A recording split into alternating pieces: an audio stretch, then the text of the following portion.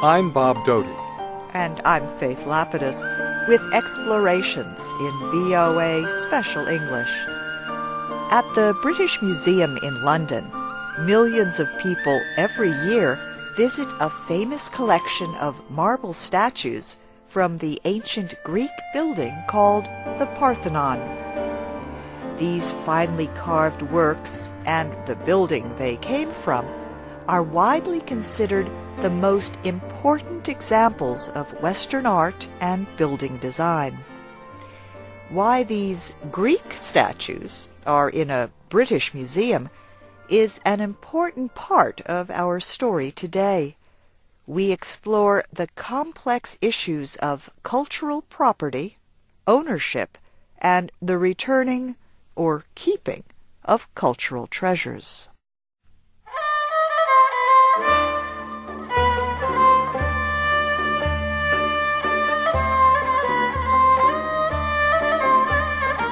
Many people know these famous and disputed statues at the British Museum as the Elgin Marbles.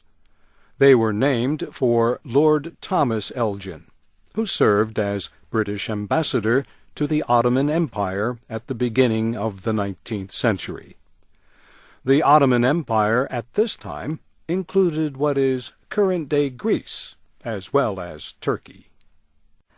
Lord Elgin decided he was in a good position to improve the national art collection of Britain. So he gathered a team of experts to help him make drawings and plaster copies of the buildings of ancient Greece within the city of Athens. In 1801, Lord Elgin received legal permission to also take away any pieces of stone with images or words carved on them. Later, another legal document permitted the stone pieces, or marbles, to be sent by boat to Britain. Lord Elgin eventually sold the marbles to the British government to be housed in the British Museum. His actions have been disputed ever since. The British Museum believes it has the right to protect these works for the world to enjoy, but the Greek government has a very different opinion. In the 1980s, the Greek government began a modern campaign for the return of these statues, which Greeks call the Parthenon marbles. During this time, the Greek cultural minister, Melina Mercouri, made the campaign an international issue by calling for their return during a United Nations meeting. The Greek government recently built a museum near the ruins of the Parthenon to house the ancient building's sculptures. The strikingly modern Acropolis Museum is interesting for the art it contains, as well as for the art that is clearly missing. The marbles are shown in the order that they were first placed in the Parthenon. There are the ancient statues that belong to Greece, and there are plaster copies of the statues that are currently in Britain. Now that the works are placed together, it is clear that they are not just individual sculptures. Together, the extraordinary sculptures tell a story about an ancient culture. The current Greek Minister of Culture is Michalis Liapis. He says the new Acropolis Museum makes it possible for the sculptures now in Britain to have a large exhibit space where they can be protected. He says Britain no longer has any excuse to keep these works of art. A spokeswoman for the British Museum in London says the Acropolis Museum represents an important effort, but she points out that the goal of the British Museum is to present all world cultures to visitors so that they can compare civilizations. This cultural dispute is not just a concern for museums and governments. Michael Reppes helped create a group called the American Committee for the Reunification of the Parthenon Sculptures.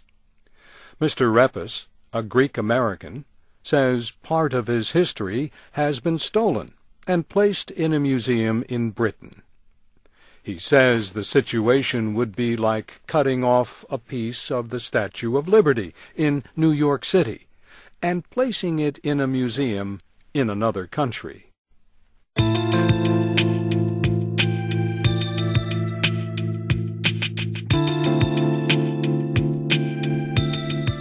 Today, unlike during Lord Elgin's time, international laws protect a country's cultural treasures.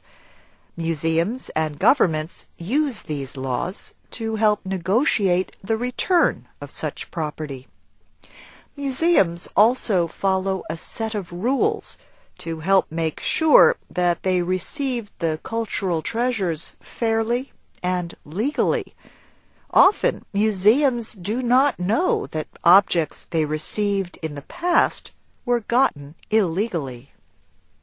Other times, it is less clear whether or not a museum acted legally in buying art. For example, Marion True is an art expert who used to work for the J. Paul Getty Museum in Los Angeles, California. Since 2005, Ms. True has been on trial in Italy. She is accused of illegal actions in obtaining ancient Italian cultural objects. She is on trial in Greece for similar charges. The Italian Cultural Ministry takes very seriously the stealing of cultural objects from Italy. A special group of Italian military police works to reclaim stolen art and archaeological objects. Italy recently ended negotiations with the Museum of Fine Arts in Boston, Massachusetts, over 13 cultural treasures that are now being returned to Italy. Italy won its claim on the objects because documents showed that they were taken illegally from the country. Italy has also agreed to loan some of the objects to the museum, so both sides ended up with a fair resolution. Katie Getchell is Deputy Director of the Museum of Fine Arts, Boston. She says the museum did not want to have objects that it did not rightfully own. And she says that there is a legal, moral, and responsible way for governments and museums to resolve such disputes. Italy is demonstrating its progress in this area with a new exhibit at the Quirinale, or Presidential Palace, in Rome. The exhibit shows 68 cultural objects that Italy has reclaimed from American museums. These museums include the Metropolitan Museum of Art in New York City, the Museum of Fine Arts, Boston, and the J. Paul Getty Museum. The name of the museum that formerly owned the object is on the signs explaining the history of each object. Italian officials say the exhibit shows how much the museum world is changing its position on cultural disputes. This change is also clear in another case between Peru and an American university in the state of Connecticut. Last year, Yale University agreed to return a large number of treasures taken from the ancient Peruvian city of Machu Picchu. In 1912, the Yale researcher and explorer Hiram Bingham rediscovered the hidden city.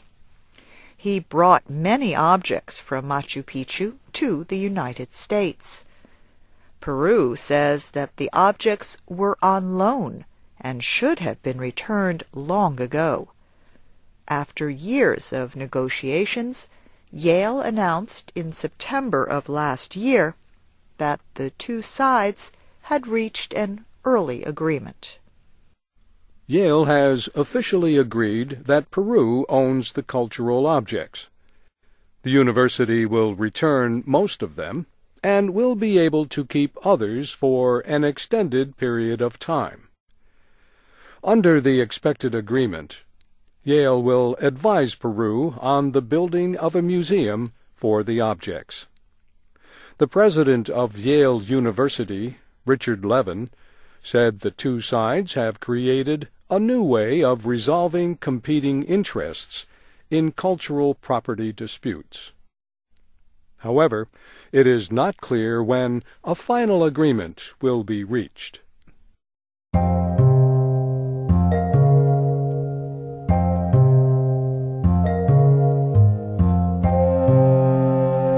Efforts to protect cultural property increased after World War II. During the war, Nazi Germany stole large amounts of art from the countries they invaded. In reaction, the Hague Convention for the Protection of Cultural Property was signed in 1954. The United Nations Cultural Organization has also recognized the issue. In 1970, UNESCO created a convention to prevent the illegal exportation of cultural property. Individual countries have their own laws about cultural property as well. One example of art stolen by the Nazis during World War II has been successfully resolved. At the Neue Gallery in New York City, visitors can see a beautiful painting of a woman named Adele Bloch-Bauer, made by the Austrian artist Gustav Klimt. Adele's husband, Ferdinand, asked the artist to make the painting around 1907. In the late 1930s, when Austria was under Nazi rule, Mr. Bloch-Bauer was forced to flee his country because he was Jewish. His family's collection of art was seized by Nazi leaders and later became state property. For years, Austria refused to return the art to the Bloch-Bauer family. Then, in 2006, the family finally won its court case and ownership of the art. They later sold the work to the owner of Neue Gallery. This painting of Adele Bloch-Bauer is not only a beautiful example of Austrian art, it also represents a powerful story about one family's successful battle over injustice.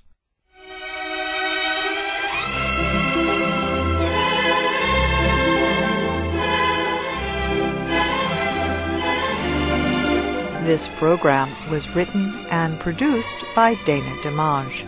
I'm Faith Lapidus. And I'm Bob Doty. Archives of our programs with transcripts and MP3s are at voaspecialenglish.com. Join us again next week for Explorations in VOA Special English.